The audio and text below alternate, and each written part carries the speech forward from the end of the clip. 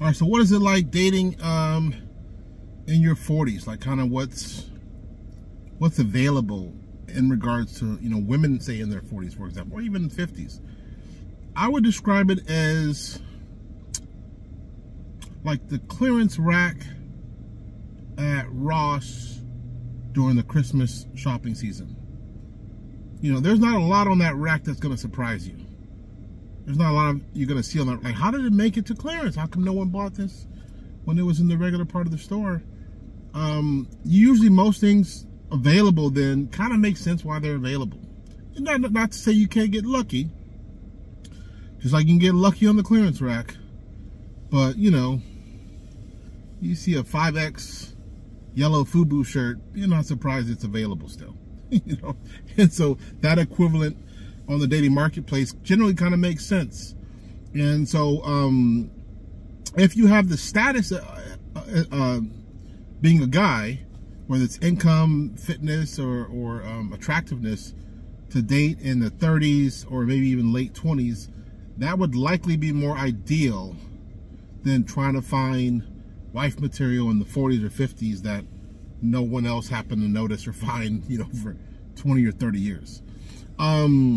Now, what's interesting is some women in their 40s have like the same taste they did when they were in their 20s with the same demands. So you might come across someone who, you know, when they were 22, young and beautiful, they wanted a six-figure, attractive, fit guy, which I feel like that's successful. I feel like that's kind of a reasonable trade-off. Even though the guy's going to have a 40-year career and she may only have 20 years of youth or beauty, I still feel like that's a good trade-off. You get access to 20 years of youth and beauty, a couple of kids out the deal. She gets access to financial security. That kind of makes sense. But fast forward 20 years when she's 42 instead of 22, and she still has that same demand. Now here comes her male counterpart at 42 who has another 20 or 25 years. He's going to continue to make six figures, and she really only has about 48 minutes left of youth and beauty. Now, it's not impossible to be very attractive into your late 40s or even early 50s, but it's very challenging. I've dated one before in her late 40s who was gorgeous, but these types of women, for one, they have some genetic advantages.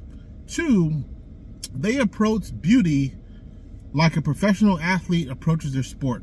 I mean, they got their sleep regimen down, they got a diet regimen down, they're taking supplements, tanning routine, exercise routine. I mean, they're really putting in the effort to maximize how long they're beautiful for, and exceptional talents with exceptional efforts can kind of carry that into their early 50s. I think 60s is a brick wall no matter who you are. I don't care, you know, that's when cougars become bobcats. And, you know, a lot of women that maybe do too much tanning start to look like, you know, lizards that have been left in the sun, or plastic surgery. It all looks kind of bad at 60. So most fall off in their 30s or early 40s, but with the exception, some women are able to drag it up, you know, maybe to the early 50s. So it's kind of, it's interesting when you're dating in that age range. Now, another exception where you could actually find a catch in their 40s, late 30s, or maybe early 50s, is the kind of woman that was delusional about her type early on and is now realistic. So maybe she was younger, she wanted a millionaire, or, you know, a doctor or a lawyer or a professional athlete, and wouldn't settle, even though she wasn't the physical, like she wasn't the equivalent to him on the dating marketplace. She wanted to kind of date above what her dating value was. And now, late 30s or 40s, time and experience has kind of smacked her in the face. And now she's like, okay, let me be realistic. Now, that person, it's possible you can catch because they technically weren't really available to their peers for such a long period of time because they were delusional. Now they're realistic. And so that's a situation where you can get a good candidate. The problem is, you know, being a partner,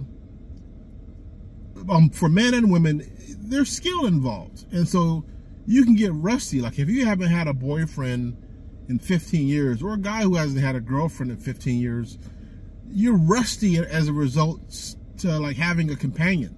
You know, you've been a lone wolf for so long that people get kind of stuck in their ways and maybe kind of difficult to kind of blend seamlessly with someone else.